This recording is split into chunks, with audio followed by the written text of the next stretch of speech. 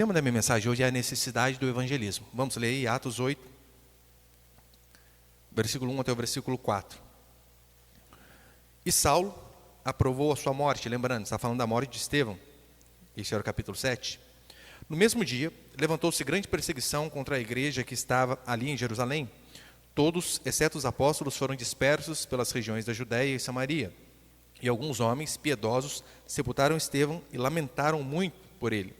Saulo, porém, assolava a igreja entrando pelas casas, arrastava homens e mulheres e os colocava na prisão.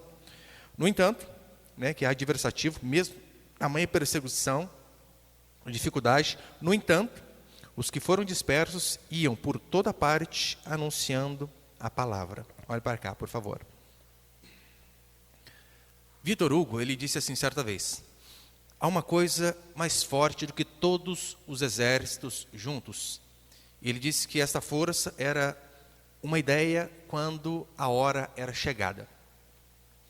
É claro que o evangelho vai muito além de uma ideia.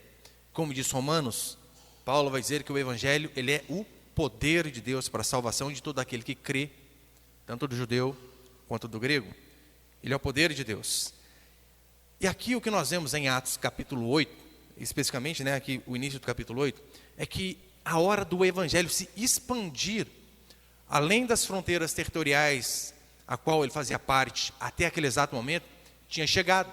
Então o evangelho daqui para frente ele começa a avançar por caminhos que antes não tinham sido perseguidos, não tinham acontecido ali. E em Atos capítulo 1, versículo 8, você deve se lembrar, lá nas primeiras pregações, Jesus Cristo vai dizer assim: permaneçam em Jerusalém, até que vocês recebam o Espírito Santo, até que desça o Espírito Santo e vocês sejam revestidos de poder. Para quê? Para testemunhar sobre o Evangelho. E esses discípulos de fato assim fizeram. Em Atos 2, o Espírito Santo desce sobre eles, e todos conhecem aquela passagem ali. Só que o que nós vemos até Atos capítulo 7, onde terminamos na semana retrasada, é que até ali a igreja era estritamente judaica. No máximo algumas cidades circunvizinhas ali, mas a igreja estava simplesmente parada, retida, aquela comunidade ali de Jerusalém. Agora do capítulo 8 em diante, o que nós vemos, ela é alcançar a Judéia, que era uma região maior, Samaria, e veremos que no capítulo 9 ela começa a ir até os confins da terra. Em outras palavras, nós vemos que a perseguição que Satanás tentou frear a igreja de Deus, o tiro saiu pela culatra. Ele tentou parar a igreja através de perseguição desses homens de Deus. Lembra? Jesus Cristo havia sido morto. Depois, Estevão também foi morto. E eles pensando que assim eles acabariam com a igreja, perseguindo os apóstolos, prendendo os apóstolos. Mas a perseguição, na verdade, foi o vento que espalhou o fogo do evangelho. Assim como acontece hoje, Você vê, fogo em determinada área de mata. Se está ventando muito, é pior, porque espalha o fogo. E era exatamente o que aconteceu aqui. A perseguição, em vez de destruir a igreja, Deus, em sua soberania, usou aquele ocorrido, aqueles fatos, para que a igreja pudesse a cada dia mais avançar por toda parte. Eu quero passar apenas 2 princípios hoje ali. Põe o primeiro, por favor, meu filho. A primeira coisa que nós vemos é a perseguição após a morte de Estevão. Lembrando, Estevão se levanta, confronta o Sinédrio que estava sedento de sangue, que tinha acabado de matar Jesus Cristo tempos atrás. Estevão levanta e diz: vocês têm parte no sangue de Jesus Cristo, vocês mataram um homem inocente. E por conta de confrontar a eles, de mostrar que eles eram duros de coração, assim como eram os seus pais, aquele Sinédrio se enfurece e acaba matando Estevão também. E após isso, grande perseguição se intensifica sobre a igreja. É interessante ver que aqui Saulo, que era Paulo, nem apenas a diferença aí, grego, nome romano, não tem nada a ver com Deus ser transformado até o nome dele, não tem nada a ver. Saulo, diz a escritura aqui no versículo 3, Saulo, porém, assolava a igreja, entrando pelas casas, arrastava homens e mulheres e os colocava na prisão. É interessante que o verbo assolar aqui, no grego, ele dá a ideia de um animal feroz que dilacera o seu oponente, ou a sua presa, a sua vítima. Esta é o significado, basicamente, que Lucas escreve como que Paulo agia. Ele era um animal sedento que dilacerava os outros. E não só isso, né? Ele não poupava ninguém. Mulheres, não, feminismo não existia, não. Todos lançava nas prisões. Ele devastava toda a igreja. E não só isso. Paulo, ele, além de castigar, levar muitos cristãos para serem castigados, diz a Escritura que ele também obrigava o povo a blasfemar, falar mal do seu próprio Deus. E dava votos para que essas pessoas fossem presas e mortas. Eu coloquei ali Atos capítulo 26, versículo 9. Põe ali, Samuel. Atos 26, diz assim, aqui Paulo falando a respeito dele mesmo. Eu pensava que devia praticar muitas coisas contra o nome de Jesus, o Nazareno, o que de fato fiz em Jerusalém, pois, tendo recebido a autoridade dos principais sacerdotes, não somente encerrei muitos santos em prisões, como também dei o meu voto contra eles quando estavam para matá-los, e castigando-os muitas vezes em todas as sinagogas, obrigava-os a blasfemar. E cada vez mais, enfurecido contra eles, persegui-os até nas cidades estrangeiras. Assim era Paulo antes da conversão. Por esse motivo que vendo pessoas como Paulo transformadas e se tornando embaixadores de Cristo e do Evangelho, eu vejo, não há ser humano impossível para que Deus alcance. Alcançou este homem, alcançou a mim, alcançou a você. Quem pode ser difícil demais para que o Evangelho alcance? Ninguém. Então nós vemos que longe de extinguir a igreja de Cristo, na verdade, esta perseguição ferrenha que se levantou, fez com que a igreja crescesse, florescesse. E veja, os apóstolos aqui, diz a Escritura, todos ficaram em Jerusalém. Eles não saíram dali. Não saíram, ficaram em Jerusalém. E então, pessoas comuns, todavia com o coração ardendo de paixão pelo Evangelho e por Jesus Cristo, fizeram o trabalho de sair e levar a semente do Evangelho. Aqui, de fato, nós vemos a grande comissão sendo cumprida. Lembra quando Jesus disse, ide por todo o mundo e devemos levar o Evangelho a toda criatura? É o que está acontecendo exatamente aqui neste momento. De forma meio forçada, é verdade, né? Eles precisavam sair ou eles seriam mortos. Mas até isso, Deus usou para que seu Evangelho pudesse ser espalhado e impactar todo mundo. E a palavra traduzida aqui, né, por dispersos, ela indica de fato aquilo que o semeador faz, plantar, espalhar sementes. Ou seja, Deus usou a perseguição como algo para que a semente do Evangelho pudesse ser espalhada. E graças a essa perseguição e a essas pessoas comuns como nós, serem essas sementes, é que cada um de nós estamos aqui. Do contrário, o Evangelho ainda continuaria lá, restrito à comunidade judaica e a Jerusalém. Aqueles cristãos foram sementes que Deus colocou no mundo. A perseguição foi usada para que aquela semente fosse plantada em novos solos. O pastor Hernandes Dias Lopes costuma dizer, né? Nada melhor para testar um cristão do que uma perseguição. E também nada melhor para espalhar o Evangelho do que uma perseguição. Foi assim que aconteceu. E com qual objetivo? Que o Evangelho, de fato, pudesse frutificar e Deus pudesse ser glorificado. Todas as coisas têm um objetivo. Todo sofrimento tem um porquê, tem um objetivo. Via de regra, eu já preguei aqui alguns domingos atrás, né, de que até o sofrimento em si ele é pedagógico.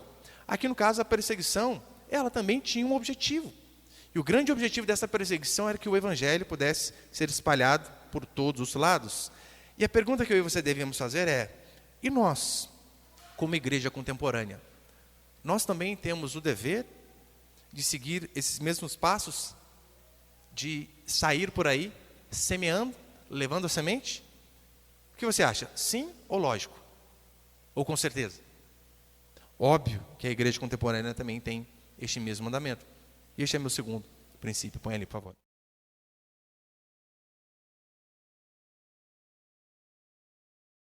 Segundo, frutificando o Evangelho. Olha o versículo 4, acompanhe comigo novamente, por favor, só o 4. No entanto, ou seja, perseguição a Estevão, perseguição à igreja, apóstolos sendo presos. No entanto, os que foram dispersos iam por toda a parte anunciando a palavra de Deus. Algumas versões talvez seja pregando a palavra de Deus, mas o interessante, sabe o que é? anunciar, pregar a palavra aqui, escrito no versículo 4, não tem a ver com algo formal, assim como nós estamos aqui. Cadeiras, ventilador, ar-condicionado, uma pessoa num púlpito, microfone, caixa de som. Não tem a ver com isso. A melhor tradução, talvez, seria: e o povo, no entanto, mesmo perseguido, ia tagarelando a palavra de Deus. Este é o sentido da palavra, anunciando. Tagarelar. Sabe, fulano não tagarela, no sentido de que fala demais. E isso daqui é um intuito. O povo ia tagarelando a palavra de Deus. E olha a importância de pessoas comuns falar daquilo que Deus fez na vida delas. O que é basicamente evangelizar? Olha, evangelizar é levar a mensagem do Evangelho. Só que eu sei que diante desta missão, né, de evangelismo, de levar a mensagem do Evangelho, muitos podem se perguntar: ora, mas o que é necessário para isso? Ser doutor em teologia? Fazer seminário? Ser poliglota? Ser alguém que tem um vasto conhecimento teológico? Uma boa oratória digna de respeito? Será? Quem eram aquelas pessoas que foram responsáveis para que o Evangelho, no 4º século apenas, no 4º século, essa mensagem alcançou todo o Império Romano e se tornou a religião oficial do Império? E o que levou essa mensagem adiante? O cristianismo alcançou tudo isso porque pessoas comuns, extremamente comuns, como você, minha querida irmã dona de casa, e como você, meu irmão trabalhador, como a dona Maria de coquinha na cabeça e saiu no pé. Pessoas comuns saíram dali e levaram a sério essa missão de evangelizar. Mesmo em meio à perseguição, aquelas pessoas sempre estavam falando do Cristo que transformou suas vidas, independente do lugar. Elas levavam essa mensagem. Não tinha rede social, não tinha internet, não tinha WhatsApp, não tinha YouTube, sem nada.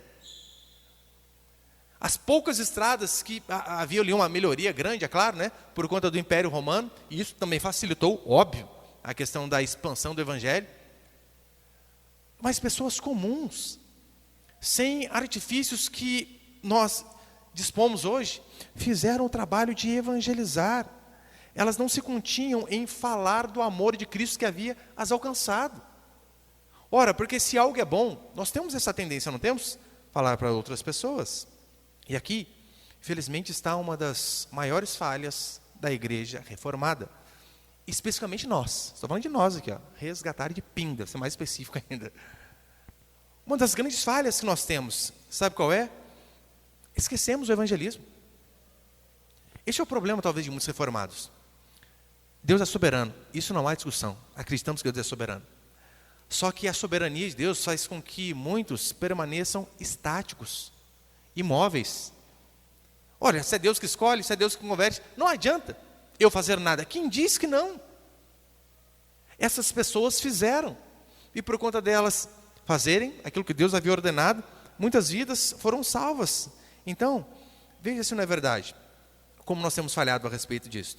Como nós temos esfriado, principalmente a respeito do primeiro amor. Nós somos capazes de, por vezes, indicar a outros irmãos bons lugares para se comer, não é? Se você vai a uma boa pizzaria aqui de nossa cidade, você fala: irmãos, lá, a pizza é ótima, vai lá. E assim que se faz, óbvio. Um bom restaurante, você indica um perfil no Instagram. Nossa, acompanhe o perfil da fulana ou do fulano lá. É muito bom, muito edificante. A gente está sempre indicando algo, porque assim funciona. Quando algo é bom, queremos passar adiante. Agora, em relação ao Evangelho, a maioria permanece inerte, estático, parado. Não fala de Deus para absolutamente ninguém. Muitos de nossos amigos no trabalho, até familiares, nem desconfiam que somos cristãos. Nem desconfiam.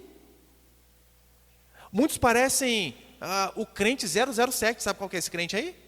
É aquele crente que é infiltrado. É um agente infiltrado que ninguém sabe. Se ele não sai do armário, no bom sentido, e diz: sou crente, ninguém sabe. Ninguém sabe. Pastor, mas como começar? Eu nunca li a Bíblia toda, já é outra tristeza também, né? Crentes, às vezes, com 3, 4, 5 anos de igreja, nunca leram a Bíblia inteira. Triste, triste. Mas eu nunca li a Bíblia toda, como que eu faço? A pergunta é: você é um pecador miserável que foi alcançado pela graça de Deus e o Senhor começou uma obra de transformação na sua vida? Você está a cada dia mais sendo transformado pelo Espírito Santo, a cada dia mais sendo moldado, e a graça de Deus te encontrou? Se sim, isto é o suficiente. Não é necessário mais do que isso. Isso é o suficiente. Veja o exemplo de João capítulo 9, onde um cego de nascença é curado. Aquele é um exemplo clássico de evangelismo. Do que é o evangelismo em sua essência? Diz a Escritura que aquele homem cego de nascença foi curado, e muitas pessoas chegavam dizendo: quem foi que te curou? Quem? Nos fale. Aquele homem, primeiro, que ele não tinha nem visto Jesus Cristo. Jesus Cristo pegou, lembra? Deu uma cuspidinha no chão. Então, é um jeito estranho de curar, né? Mas assim o Senhor fez. Fez aquele lodinho ali, passou no olho, vai. O homem foi, lavou, voltou e o homem enxergava. Então as pessoas se perguntam: quem te curou? Quem? Ele diz assim: quem ele era eu não sei. Eu sei que eu era cego, agora eu vejo. Isto é evangelismo em sua essência. Posso não saber tanto de teologia, não falar tão bem nem mesmo meu próprio idioma, o português. Mas de uma coisa eu sei: eu era cego e agora eu vejo. Posso não ter lido a Bíblia de Gênesis e Apocalipse, mas uma coisa eu sei: Jesus Cristo mudou o meu viver, me libertou da escravidão do pecado, me tirou dos vícios, teve misericórdia e graça da minha vida, me alcançou mesmo eu não merecendo coisa alguma, e continua me mudando a cada dia. Isso é evangelizar, e era basicamente isto que as pessoas faziam. E assim fazendo, o evangelho alcançou todo o Império Romano, todo mundo conhecido daquela época. Portanto, fale. Não perca a oportunidade de falar do poder transformador de Jesus Cristo, que talvez restaurou o seu casamento, que talvez te tirou da depressão, da angústia, da ansiedade, que te fortaleceu na hora que você mais precisava. Eu amo aquela história, né, da serva de Naamã. A Bíblia não dá nem o nome dessa empregada, nem nome. Naamã era um oficial cheio de medalhas, só que ele tinha um grande problema, tinha lepra. E a moça, que era a empregada, a escrava dele, diz: olha, tem um profeta lá do meu povo, que se o senhor for lá, ele vai curar. E a Bíblia não dá nem o nome dessa mulher, a serva de Naamã, só isso.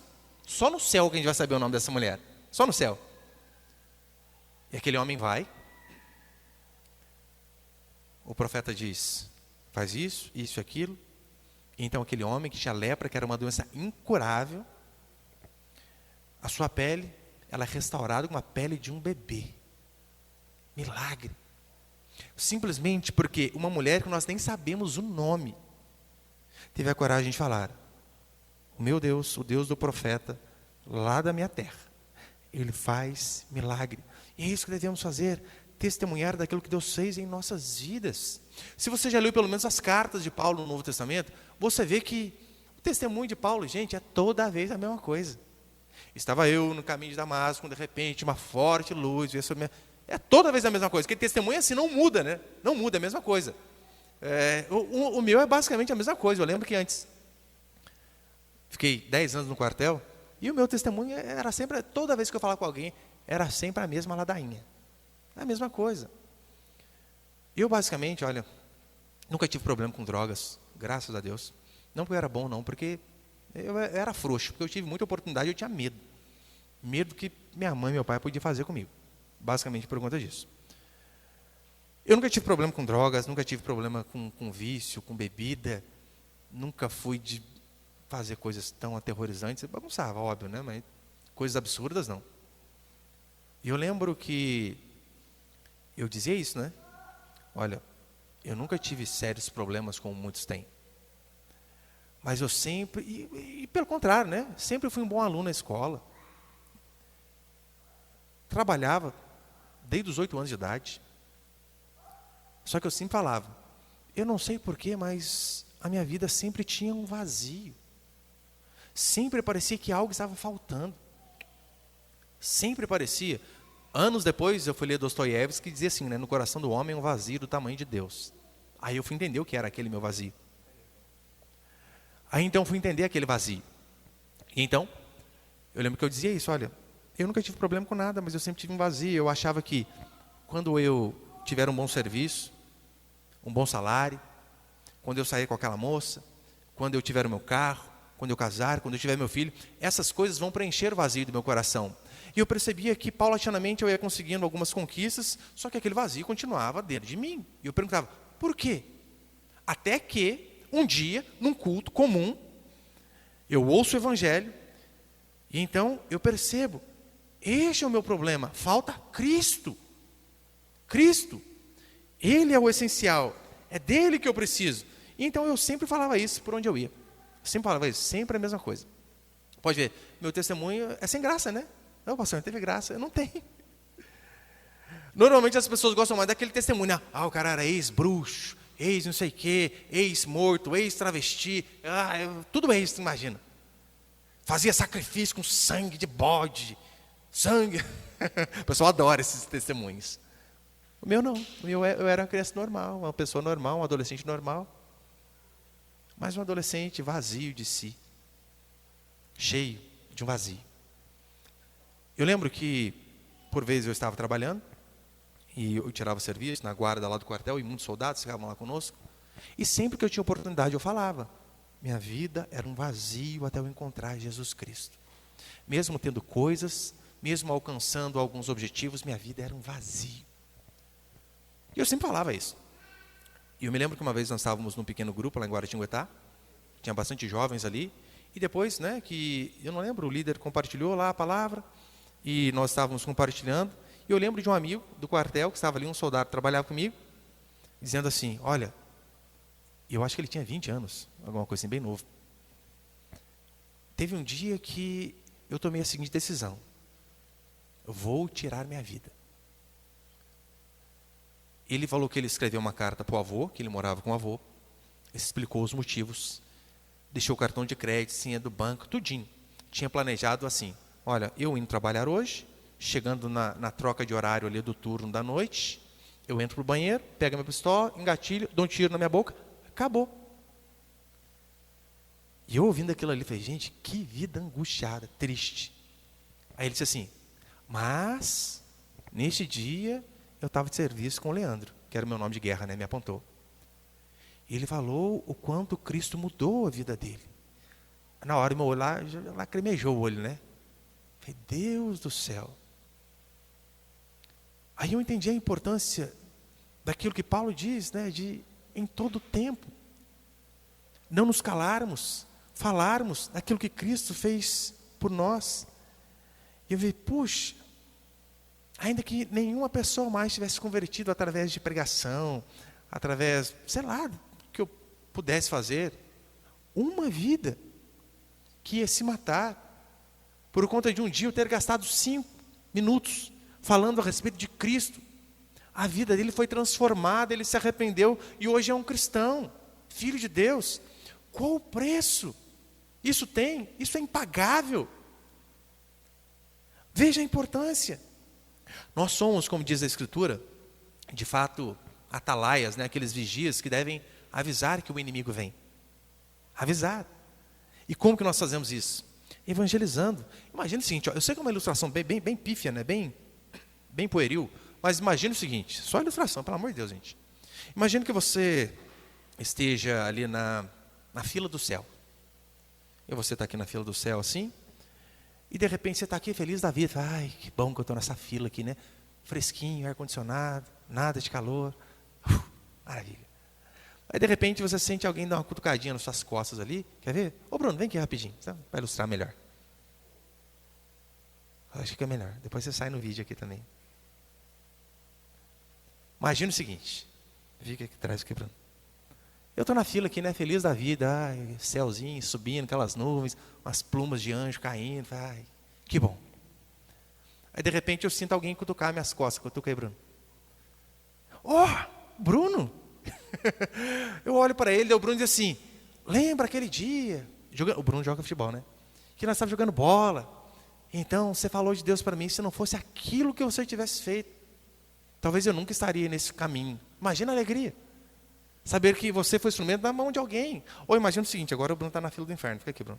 É ilustração, tá? Vitória, fica em paz. Está aqui na fila do Satanás. E então eu estou aqui, da mesma felicidade, alegria, né? Daqui a pouco eu olho para o lado.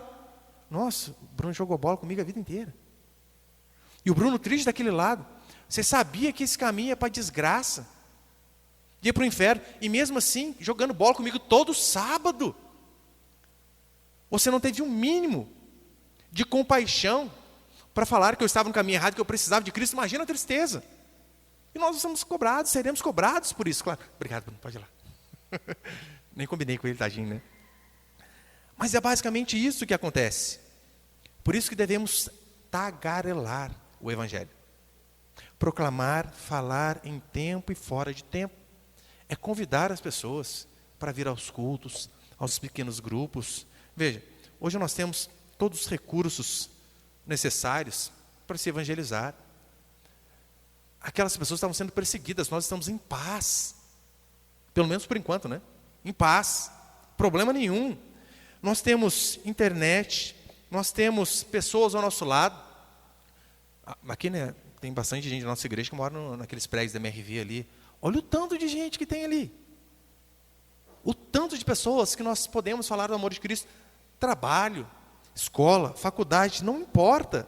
No versículo 4 é bem claro, né? No entanto, os que foram dispersos iam por toda parte, anunciando, tagarelando a palavra.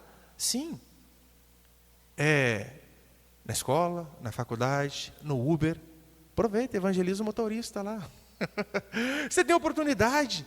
Não se cale, vizinho. Evangelização, você deve lembrar que não é um ministério da igreja.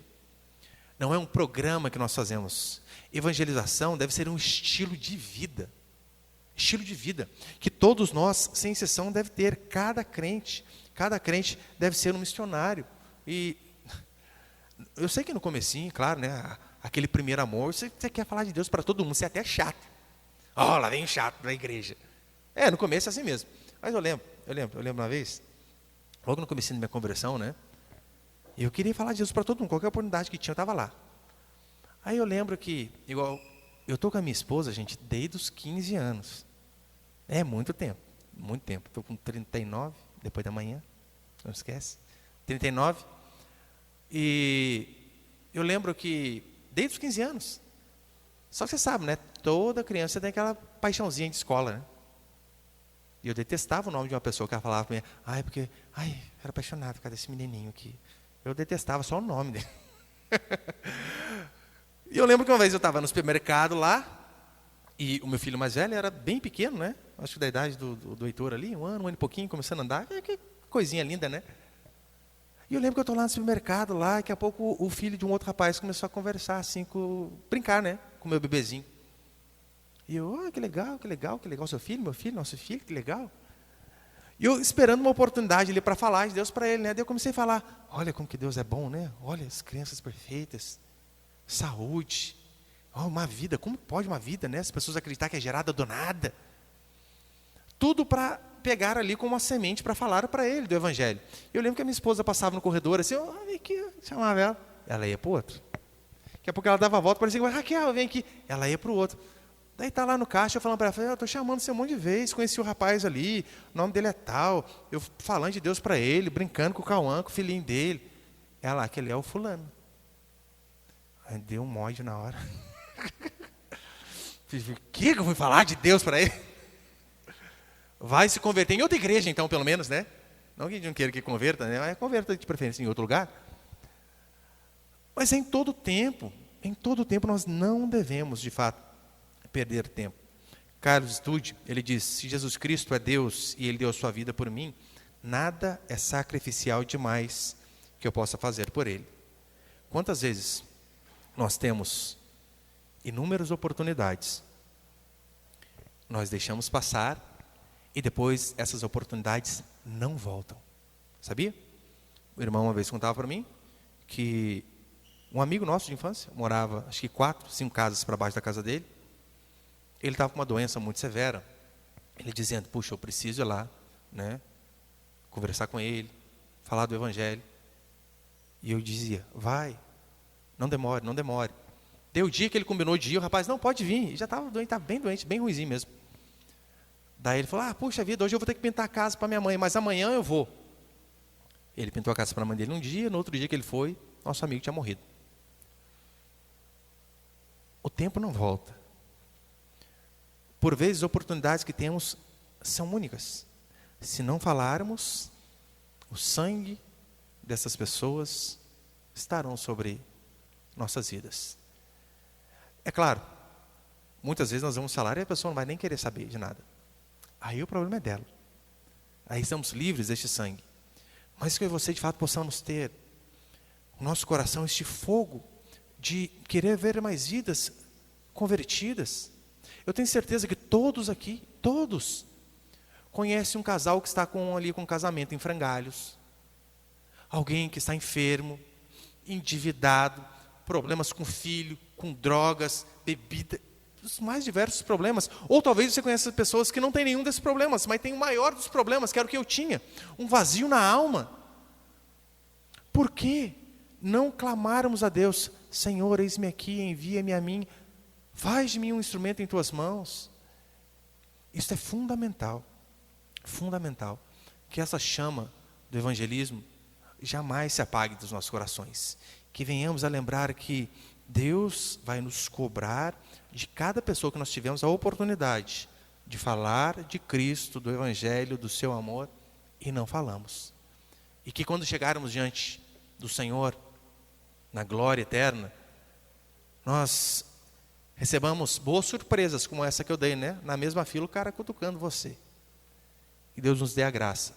E se assim eu e você fizermos, imagina aqui, ó, se cada um, apenas se você tivesse aquele anseio, aquele grande objetivo de todo domingo eu vou fazer um esforço danado para levar pelo menos uma pessoa para ouvir a pregação na igreja. Só que é claro, se você quer trazer uma pessoa, você não pode convidar só uma ou duas, são várias.